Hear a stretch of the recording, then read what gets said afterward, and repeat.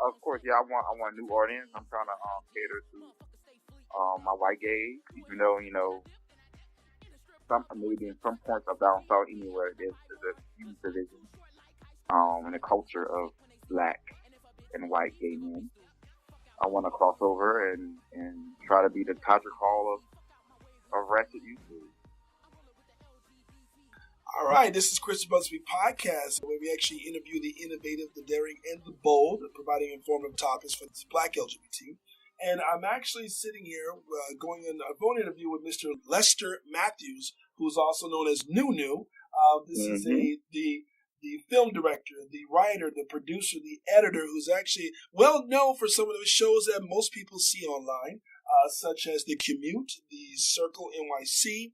A short film recently came out not that long ago called Keeping Love a Secret, including The Gay Bachelor. So he's just everywhere, even Sex Tales. He's just everywhere right now, producing a lot of great content that a lot of people are really finding to be of interest. How you doing, Lester? I am great and blessed. I'm feeling good. I'm healthy and getting hot. I can't wait for that. Getting hot. Yes, I'm in New York. We've been waiting for the summer for a long time, so I'm excited for the summer. Oh, so it's kind of cold up there right now. It was. Okay. I think, but we're ready. I'm here for it. All right. Well, down here in Florida, I'm not complaining one bit. Yes. Even when it's humid, I'm not complaining one bit. Right. I wanted to have you on the show for a couple of reasons because I do watch exactly some of the things that you've actually been doing. You've been doing a lot of great things, I think, touching a lot of things, a lot of people within these, particularly the black LGBT community. And your shows have been one after another that is actually very interesting. And I want to show people your journey, starting from where you started from, because you've been doing this for quite some time. You're kind of a veteran of this whole thing here. So I want to kind of start from the very beginning in terms of how did you even get started, even social media or films, or how did you even get started this whole process?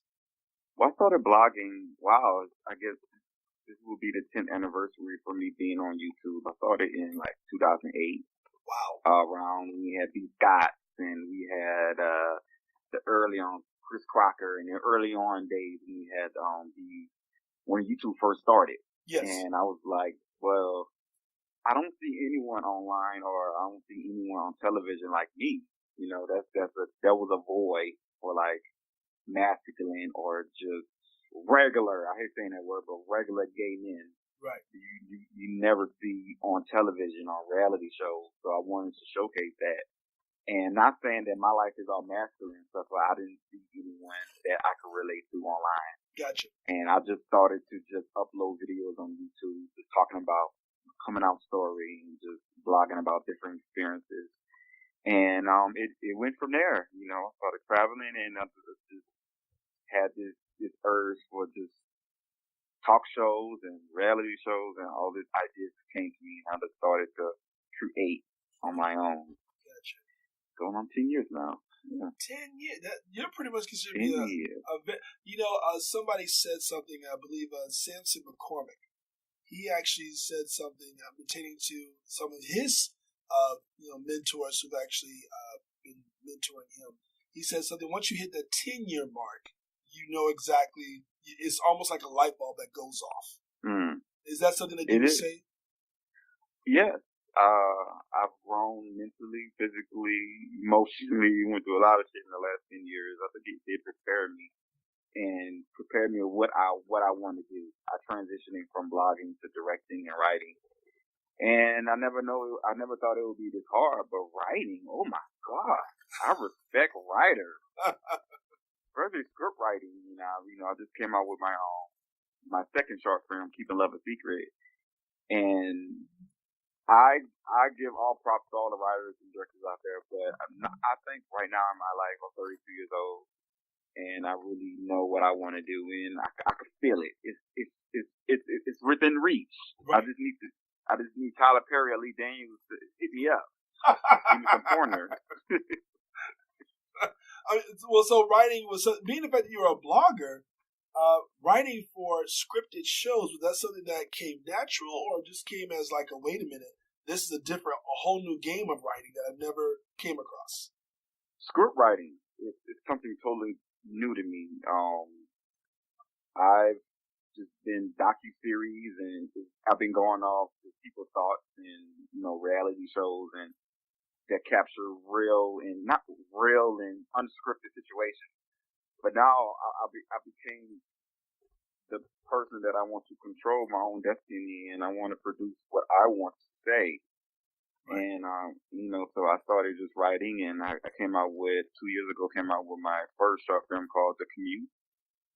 And, it just went from there. I just fell in love with writing and, just gained a whole new respect for the whole industry in that way. Now, you've interviewed also a lot of people, a lot of celebrities you've also interviewed as well. During this blogging session, you started seeing the traction that you started to build and the respect you started to build doing your blogging. What was it that about your blogging that really pulled people in? See, the whole celebrity interview phase, that was something forced for me because I don't really care about celebrities. I don't talk about celebrities because I have my whole life. And they don't really care. It's so I'm a Virgo and I'm so focused and I don't know. I think sitting in front camera with no shade to the bloggers who do it, but I could be doing something else than talking about celebrities. So I'm looking at longevity, thinking if I create or do an interview or do anything that have to do with celebrity, that's just gonna be good for a day or two. And people are not going to watch their videos again. So what I've done, I've created a content where people can look at it and go back in a year from now or 5 years from now and looking back at it again. And it brings a whole brand new perspective instead of watching, Blue Ivy's birth that happened 5 years ago and the people don't even care about it.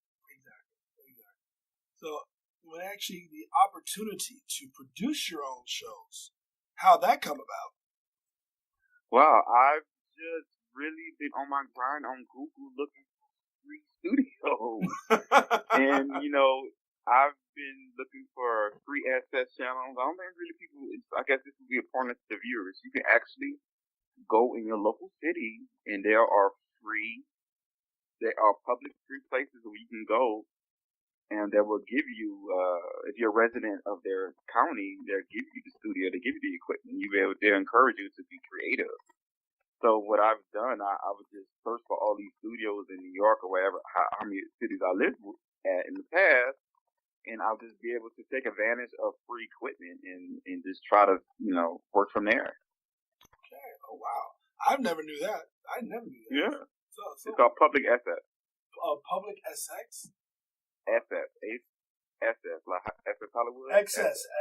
Okay. Mm-hmm. So you just taught me something. I didn't even know that even existed. Mm-hmm. So when it came down to getting started, did you already have things already rolled out or ready before you came there, or when you got there you were like, "Oh man, I'm here now. Now I got to really start creating something." Right. I think kind of like gay people. We have this midlife crisis. It comes like in the mid-30s or I don't know. It comes after you hit your 20s. So I did all this partying.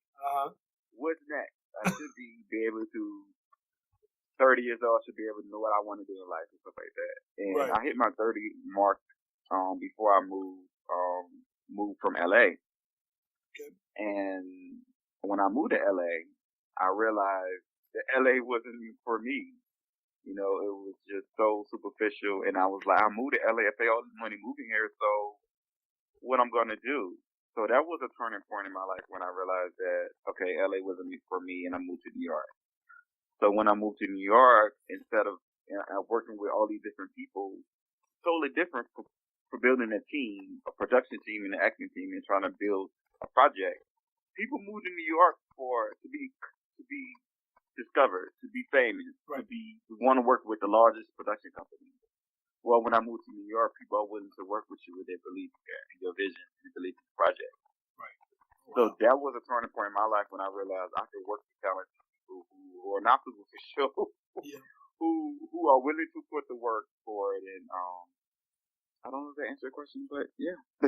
Well, I mean, how was that search though? Was it easier to find in New York than any other place?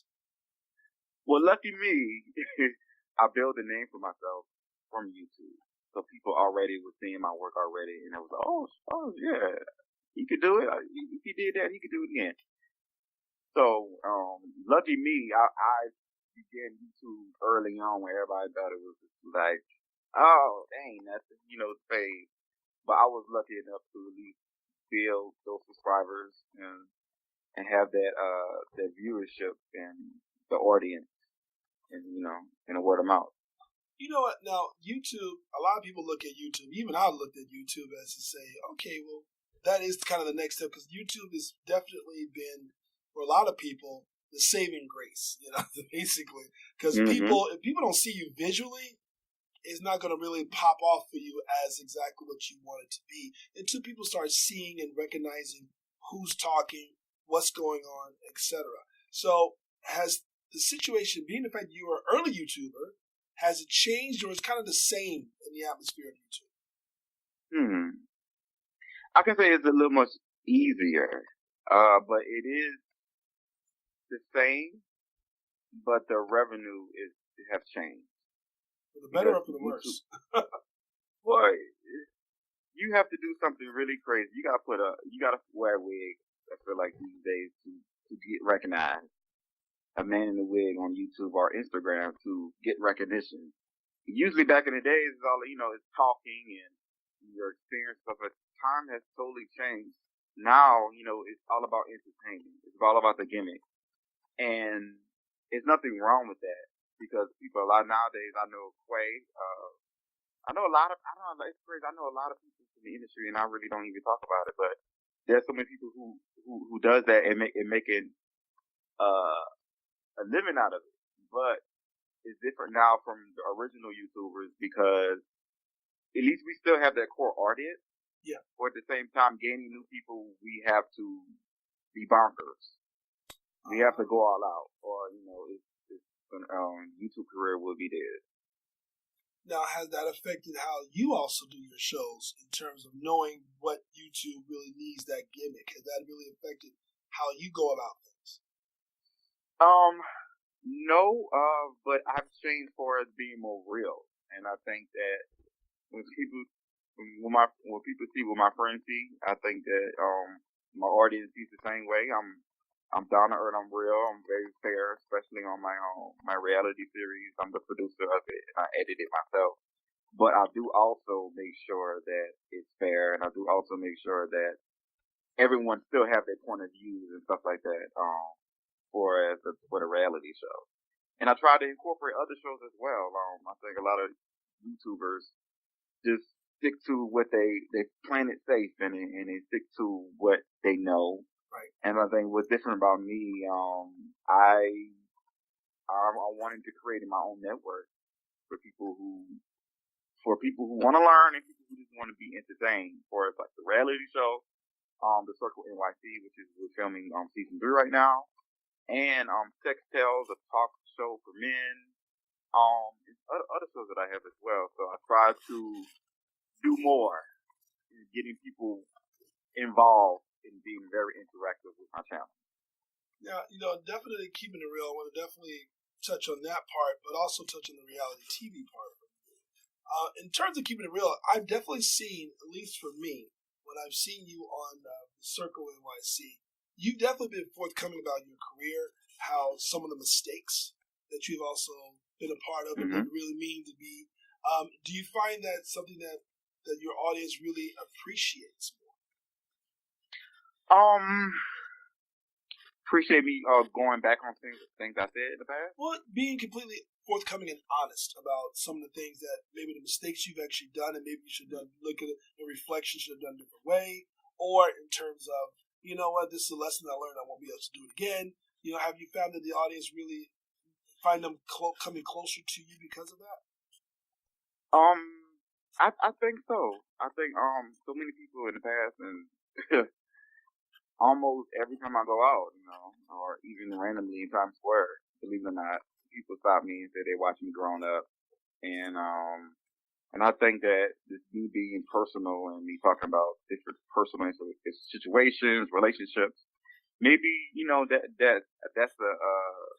that's definitely a reason for people to, I guess, look at me in a bigger brother light, or someone who, I guess, so many people come to me and say, I feel like I've known you forever, but I guess that's the way of me just being myself, and I think people are comfortable, cool with that. Okay.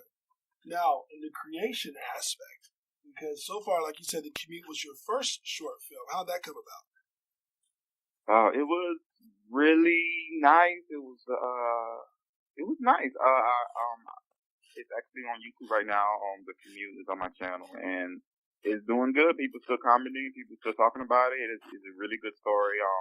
It talks about every situation. I wanted my first short film, or first film in general, to not want to focus on LGBT, situations. I incorporate a lot of situations, trans situations that they go through, and a mother being, who's leaving her child for wanting to be famous. I incorporate every single stereotype in this movie, and I honestly wanted my family to see it.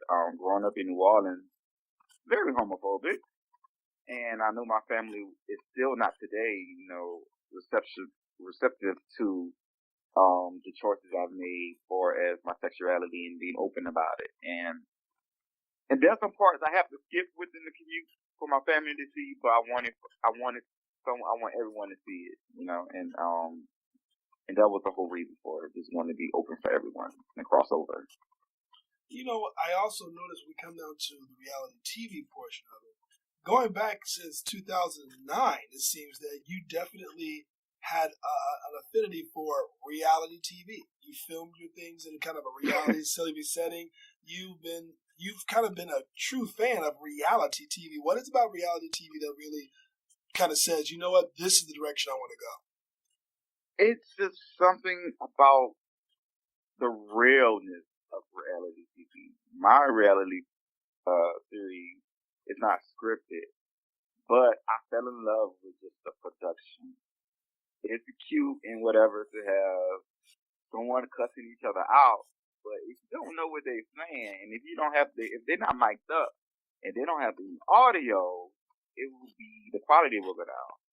So I just study the production side of reality shows, the editing, and the subtitles that I enjoy watching the production and giving my critique.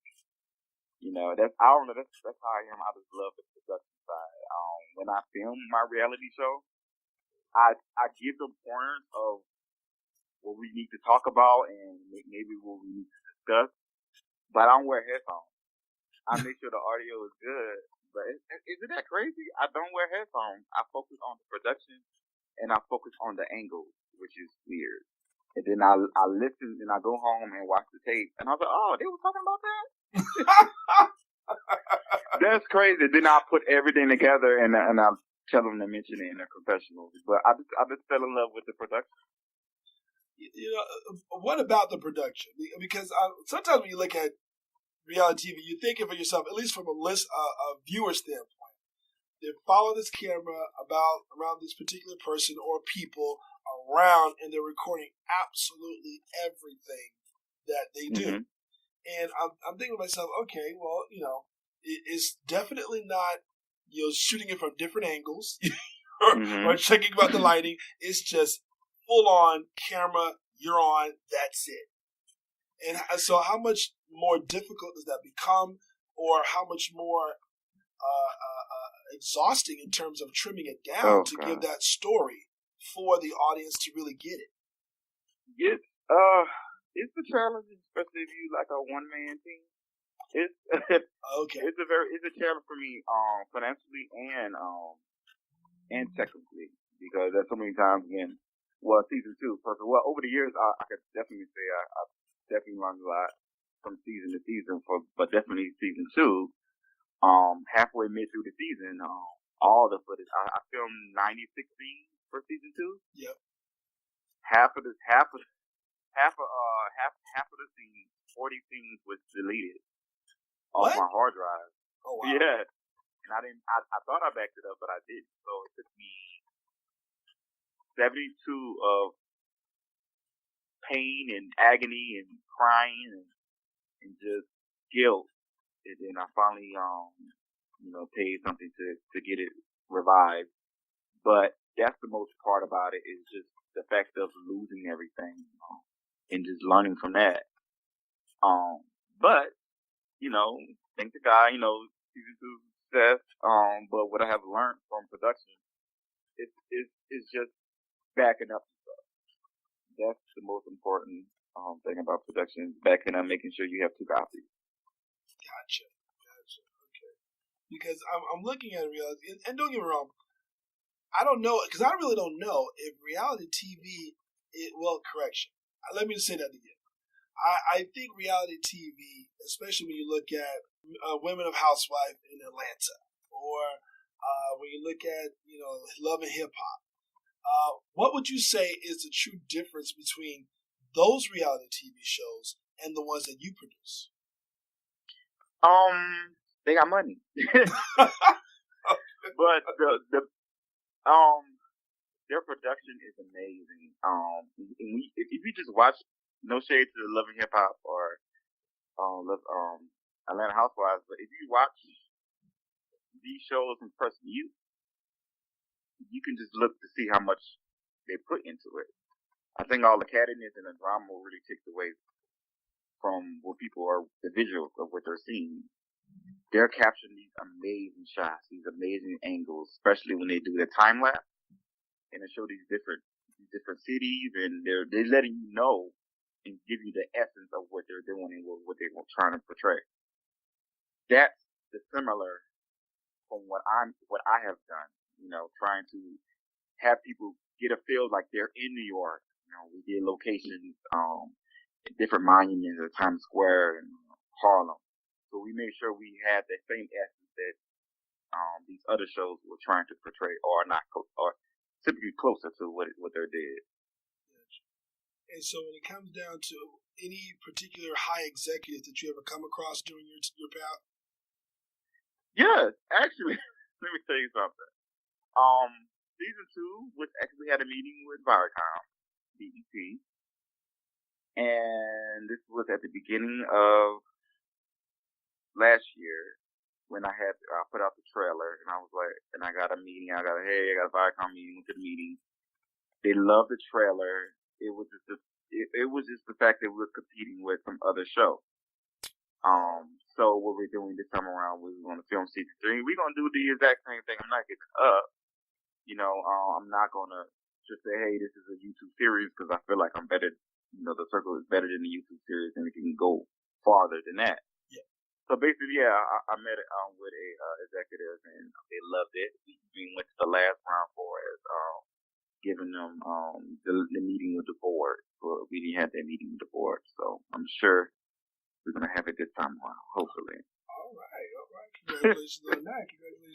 Well, you definitely see where the fruit of your labor, like I said, for 10 years, you now see that, hey, this does have a great potential to go further.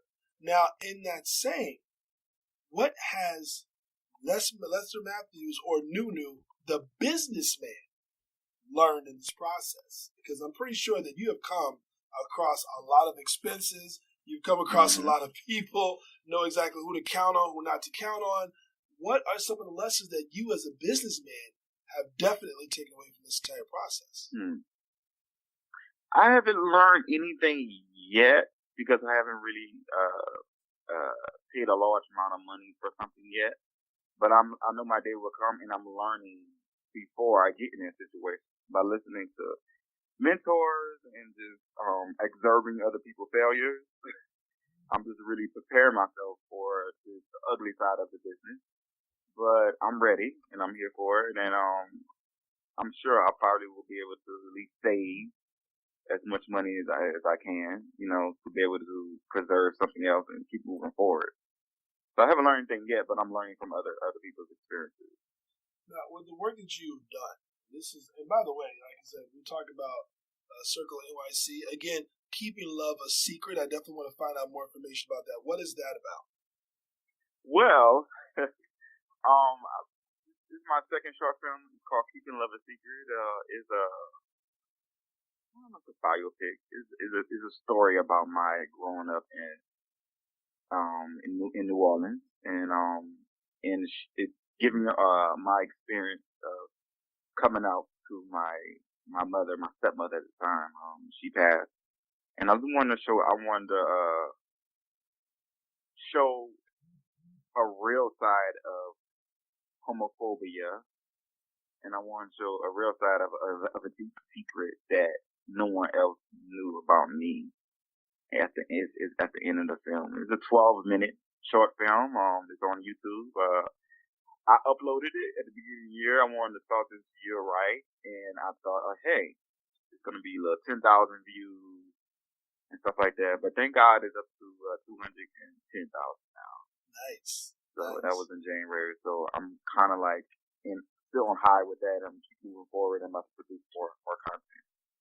I mean, I guess I should also give the audience a little bit of a rundown in terms of Circle NYC. Sometimes when I think of the Circle NYC, I kind of think of the gay version of the real world. And it definitely, you've kind of put some characters in the show. You definitely put some characters in the show that I kind of say, wow. Did they really say that? Or did this person really do that? Oh, okay, all right. So, one, how do you find the people to be on the show? How do you even come across that, number one? I observe a lot. I take notes. I screenshot Instagram profiles when I come into the room, and I'll just take notes. And when I'm ready to audition or put something together, I just simply ask. And then people are willing to. A lot of people in New York get hustled. Yeah. People are willing to showcase their work. People want to make it. Just like me. So it just actually went along with the flow, and I also recycle. I use people from my other shows because I worked with them before, and I know how they work. Yeah. And it's like a show within the show. I can still have them on the circle and still have them do sex sales. And film sex sales at the same time. It's like a promo within a promo. But yeah, that's how I come across these people, and if I cross them the wrong way, they already know that. Okay, well, you have. I have. I've crossed people the wrong way. They cuss me out on camera so many times, and they already know that I wouldn't take it to heart because at the same time, from all reality shows, they have to come back to do the confessionals. So they have. I guess that's the most form of acting in any reality show, of sitting in front of the confessional and pretending that you're there on camera. Like, for instance, Nene Leakes could have a scene cussing somebody out. She still would have to go in her confessional and fake like she was there by saying, "Today I am here cussing somebody out." Yeah. You understand? So it's kind of like a form of acting in a confessional, and when they have to react in the present tense. So yeah. So I look at these personalities and to put them all in one room, and I'm thinking to myself, oh boy, I can see. And sometimes you kind of see automatically. Well, I see this person. I see this person gelling pretty well with this person. I don't know about this person. So, right. Is that what you really? Do you really look for that? Because you can't really find all that out from an Instagram profile. You got to really, be in touch with them. Yeah, I do my research and I hear things through the grapevine, and I put two and two together, and I know which personalities will get along, and I know which personalities won't. But I just let them go along with the flow and let them do it themselves. I don't force it because I already know what's gonna happen. So I already know y'all not gonna end up being friends. But I let y'all be fake for a little bit. But as soon as you say something smart, she gonna cut your ass out. I'll let y'all be fake for a little bit. I like that one. A little bit. Now, one show I have not caught on yet to is the Gay Bachelor. How did that come about? Wow.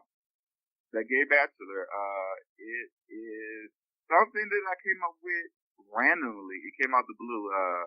It is a 5-part, 4-part. I don't know. It's a 5-part scripted reality series, The Gay Bachelor. And I just had this thought, like, I remember back in days that MTV tried to do something for The Gay Bachelor, but they had a female on there and she was bisexual.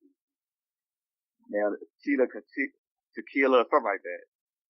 But I just wanted just to play on stereotypes. This wasn't serious.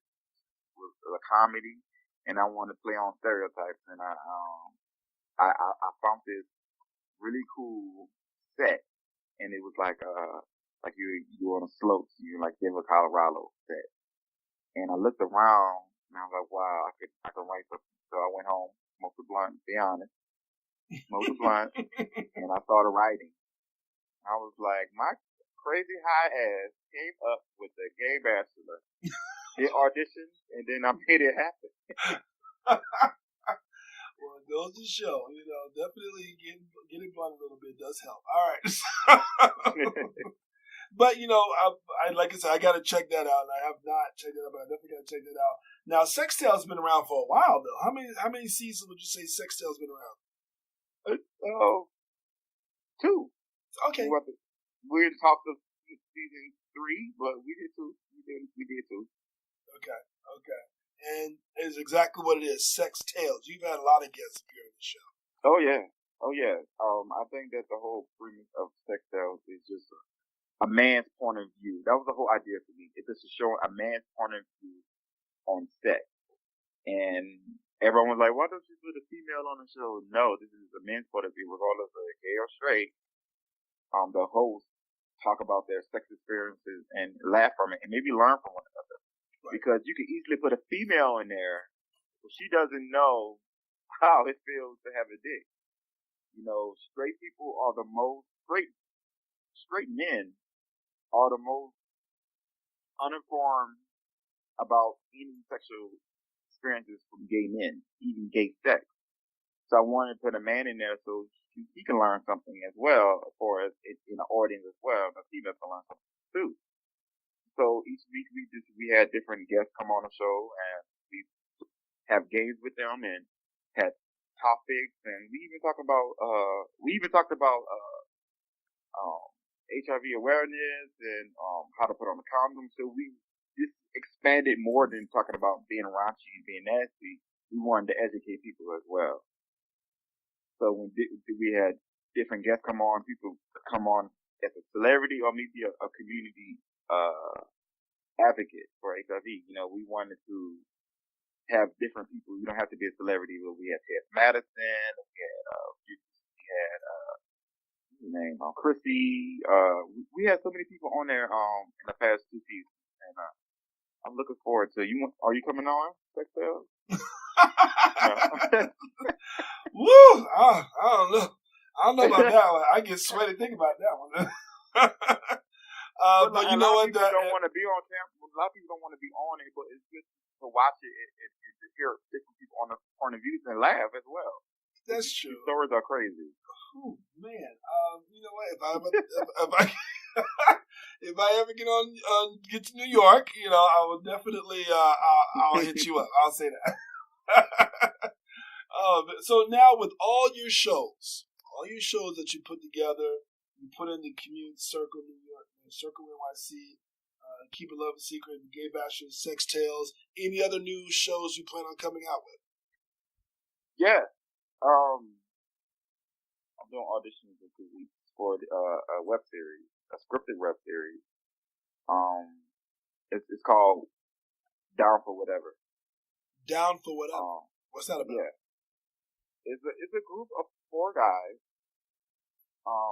One straight, Smokey, and the 3 others, Andrew and Tommy and Leroy, and they all meet up at Leroy's apartment, and I'm sure we had all those stories when we had a crazy ass weekend. Yes. So this series is about this one weekend, and it's done in 9 episodes. Oh wow! Okay. Yeah, twists and turns, and Smokey got a girl now.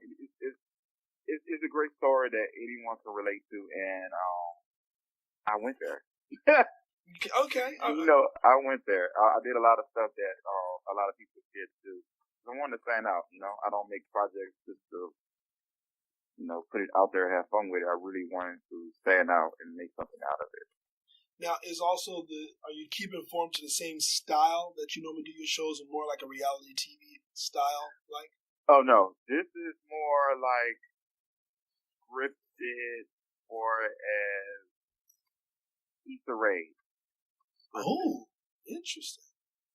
Yeah, I'm going in that route for the production and web series. When you really think about web series and reality shows is like 30, 35 minutes, 40 minutes. Scripted web shows range from 12 minutes to 15 minutes. Oh, wow. Okay. But when you really look at Issa Rae in our episodes, it tells a lot, but it's done in 12 minutes. So people's attention span won't be dead. You right about that. So I made sure that I've done it right there.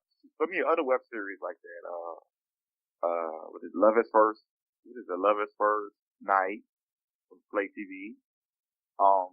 So those are the example of how this is going to be formatted. Now, when you start looking at one, you're right. When you touch on Issa Rae, who's actually, she's been doing this for quite some time too, and she's actually building herself up to a very good quality name that kind of makes you feel proud of it. And you start going down the lane. It sounds like to me you're trying to try things new. You're trying something new and different. In terms of for the Black LGBT specifically, or do you want to eventually kind of go somewhere else, or you just want to stick to your main core audience? I want to cross over. When I first started the circle, I did it way back, like when I was in Texas. So someone told me this, but I got to do my fact check. But I'm the first LGBT online reality series, I guess. I don't know. Reality TV, that could be. In terms of reality TV, that could be. Because there are other shows that got other shows online that they say that I inspire. But crossing over for us moving forward, of course, I want a new audience. I'm trying to cater to my white gays, even though maybe in some points of down south anywhere there's a huge division in the culture of Black and white gay men. I want to cross over and try to be the Todrick Hall of Ratchet YouTube. The Todrick Hall of Ratchet YouTube. I've never heard that one before. That's the first time. But you know what? At least because I was going to be the next question. Like, where do you want to take your art to? So now I got to ask you, why that lane? The Todrick Hall of Ratchet YouTube. Because Todrick Hall has done a phenomenal job of crossing over. From being publicly of saying that he loves white gay men, it just being himself. I just think that if I use the same terminology as far as being out there, and RuPaul has done it as well, has done the same thing of crossing over. I want to cross over to white people because they pay.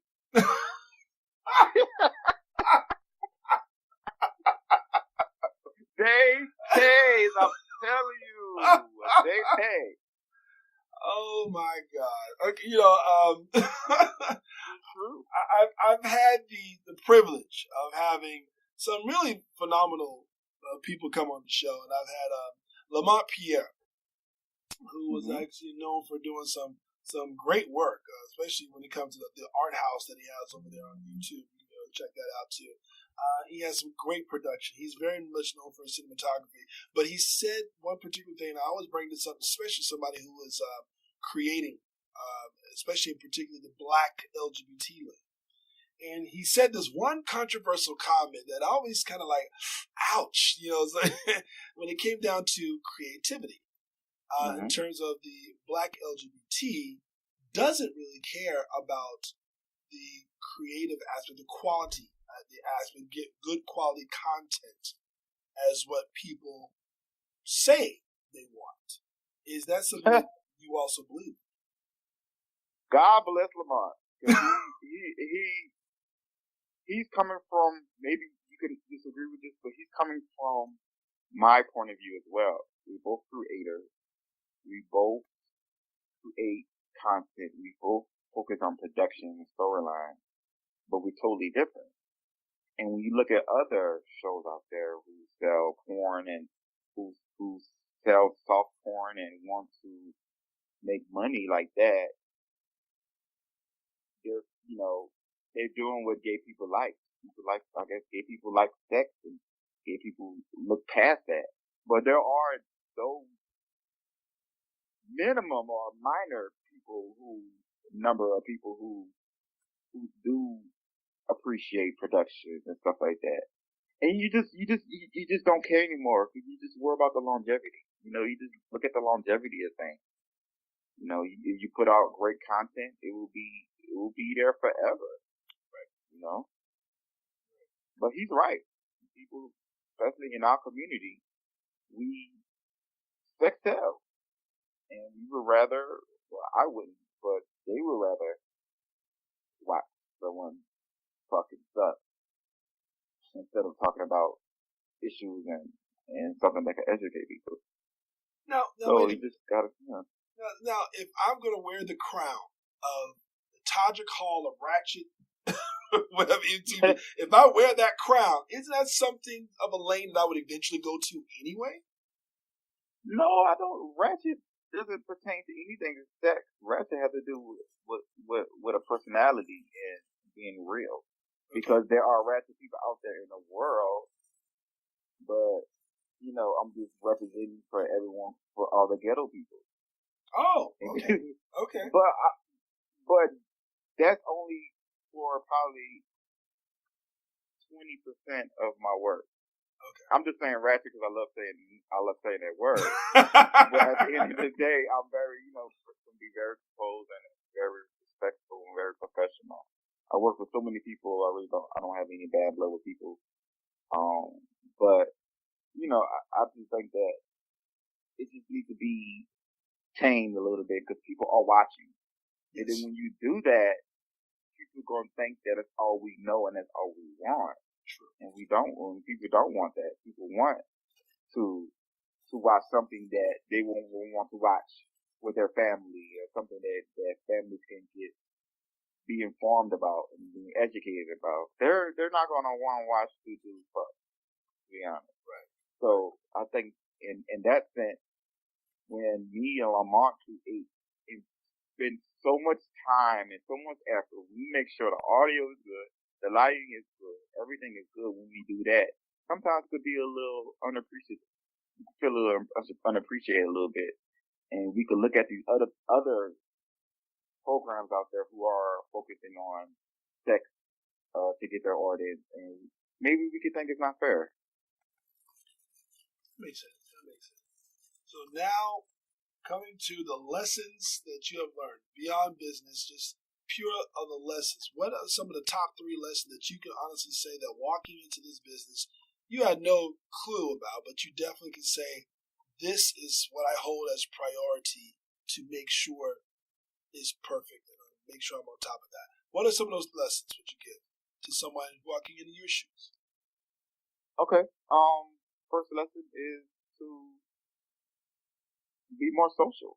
I haven't been the most social person out there as far as red carpets and being on. If I say I want to cross over, I need to be at those places. I need to be at GLAAD or other people going up. You need to be at these places if you want to be social and make those connects. That's number 1. Number 2, I think that it's important for you to at least save money.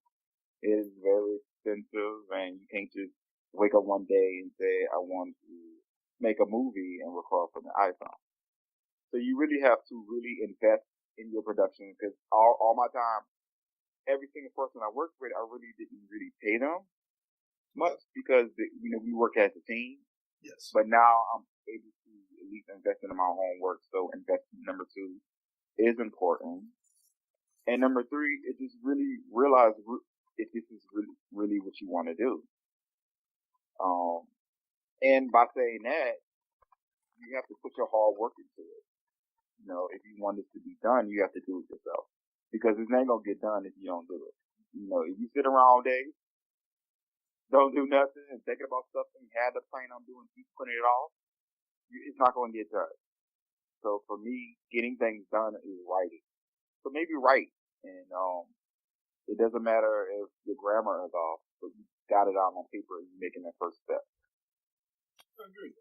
So definitely social and networking, save and invest in yourself, and also realization is pretty much what you work for. I appreciate that. I definitely appreciate it. I think a lot of people, especially looking at your work and see your journey. Again, you're not talking as a newbie. You're talking as a Newnue. You're talking as a veteran. You're talking as a veteran of, in this case, YouTube, reality YouTube. Yeah. And this is something that a lot of people probably, never really, looked at it when it comes to stepping into a lane that's especially something that's brand new for you. So you've lived in a lot of places. You've lived in New Orleans, Houston, LA, New York. What's the next step? Do you plan it? Because, don't get me wrong, I think definitely New York is probably another great place to be at. But, hey, Hollywood may call you. What would that be like? Well, I don't mind being bi-coastal. So for right now, New York is home. I see myself at least living here about 35. I'm 32. Okay. I give it 3 more years to at least make something happen. But I won't stop fighting until I turn 40. Listen. That's when I know, like, hey, when you really think about it, Lee Daniels, Tyler Perry at the beginning and spark up their career, they was in their late 30s. They was in their early 40s. Wow. They was up there, so it just shows how you shouldn't give up. I never Madea the Madea plays have been going independently for a long time. And you remember Tyler Perry turned down a deal with NBC because they tried to change Madea. True. So he ended up going with OWN. So that's why you have to be persistent. You got to be on it. You got to really, really take those 3 steps I tell you and make it your own and really realize what you're going to do. Wow. But if I keep going, I don't know. It is what it is. If I make it, I don't. I'm just trying to provide for my family and really trying to show my art. And how's that been financially? Has it been more rewarding for you in this process? Recently, yes, but the most work I receive is more internal work for corporations. I do videography for a lot of businesses in New York. They use the videography and the work I do for them internal use for human resources and a way for them to get revenue and sponsorship to their company. So I get work like that. But it's been going for as that, but for as provided for my family, I haven't came to that level yet. I haven't want to, but I'm sure, one day we'll see. Listen, passion is one of those things you cannot put a dollar sign on. So if you can be able to let the passion continue to roll through, it's gonna come. It's gonna come. It never ceases to be passion on you. Well, let me tell you something. I appreciate you taking the time to come out and talk to me on the Brothaspeak Podcast. I definitely want to make sure people definitely know about where they can tune in to find out all about all your shows, the Circle NYC, Keep It Love a Secret, the Gay Bachelor, Sex Tales, the Commute, all of your shows. And anything that you want to let me know about, letting other people know about, I'm more than happy to do it. Yes, I have so many content. Last summer, I just was writing, and I have all these ideas and scripts that I'm about to produce really soon. So if you really want more information about me, you can visit ybmentertainment.com. There will be a website for the next month, but it will slowly convert to a on-demand website. It's called YBN Entertainment On Demand. It will basically is a subscription website I have to support me and my productions. You'll be able to look at short films and be able to look at all the content I have on demand. Just check out my work and what is it called? My movie. Oh, I got so many projects. Down for Whatever. That's it. Down for Whatever. It should be coming really soon. I'm excited for that. And also my first straight short film. What's Next? That's what it's called. It's about a girl who goes through a breakup and the next steps of her life. So that's coming soon. I gotta ask you, before we stop at the hour here, I want to ask you in regards to the subscription business. Have you been finding that a lot of people who do produce their own content have been finding that the subscription lane has been rewarding for them or not? Yeah, it's been very beneficial to my colleagues who's been telling me on it, and now I'm on it. It gives the opportunity for us to really be more closer to our viewers and to let them know, okay, he's supporting me every month, and I'm going to do it for him, and I'm going to do it for myself. It keeps them motivated, but it has been very beneficial to people who I've talked to. Yeah. Now, you haven't reached out to Mona Scott yet? You know what? I emailed. I've done a lot. I went on YouTube and just Google emails. Email them. I've been. That's how I got the meeting with Viacom. Okay. I emailed Mona. Emailed them the trailer, and I got to keep it going. Mona hasn't reached out yet. Mona got to be a part of this. Come on now. Season 3 is going on now. When I'm done with the trailer, I will hit her back up again. I was like, this is already filmed. We got everything together. All you gotta do is put your name on it and just put me as executive producer. It'd be cool. I mean, let's keep it real. They already got a couple of us already on the show. I don't know. Right. Right. If you want to scrap season 3, so we can do something else with all stars of the games of all reality shows. And I know all of them. Oh my! I'm pretty sure you do. Yeah, I'm pretty sure you do. I've just recently met. Actually, I can't lie. I've actually met Damon from the show, and also Jules from the show Circle NYC over at Sizzle. But I saw them during that, in the club session. I definitely. Oh, David? Yeah, I remember meeting them last year. I believe. I remember meeting them last year, and then not that long ago, I met recently Bobby Lights. There you go. So I recently met Bobby Lights over down here in the Wolf Manors territory not that long ago. He's been cool. So I definitely see can he also kind of come on the show, see can he talk a little bit. So definitely one thing's for sure. The good part about LGBT is definitely being seen. Is definitely being out there a little bit more, even for a broader audience.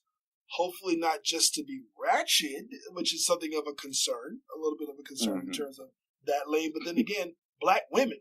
Black women and gay men seem to be going down that lane a little bit. So it's like, it kind of turn, sometimes you want to twist and turn a little bit towards another angle. But reality is that's just the show. It brings in ratings and it brings in people. So regardless of how it turns out, good luck to you. More continued success for your way. Thank you so much for coming on the show, and I'm pretty sure that I'm going to make sure everyone knows all the information, where to get in contact with you, all your social media information, and I'll make sure I post that for the podcast as well. Thank you. Well, thank you so much for having me. I really appreciate it. Thank you so much. Newnue, real name, Lester Matthews. Thank you. Yeah. All right, this is Chris coming from the Brothaspeak Podcast, signing off. Have a wonderful day. I'm rolling with the LGBT, looking like we belong on TV. I'm rolling with the LGBT. I'm rolling with the LGBT.